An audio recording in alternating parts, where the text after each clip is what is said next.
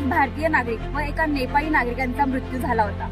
त्याचं प्रत्युत्तर म्हणून भारतीय लष्कराने 7 मे रोजी पाकिस्तान व पाकिस्तान स्थित काश्मीरमध्ये 9 टेररिस्ट कॅम्प उद्ध्वस्त केले आणि अतिरेक्यानं त्यांनाच कळेल अशा भाषेत उत्तर दिलं। ऑपरेशन सिंदूर नंतर पाकिस्तानने सीमेलगत केलेल्या भ्याड हल्ल्यात भारतीय जवान मुरली नाईक यांना वीरमरण आले।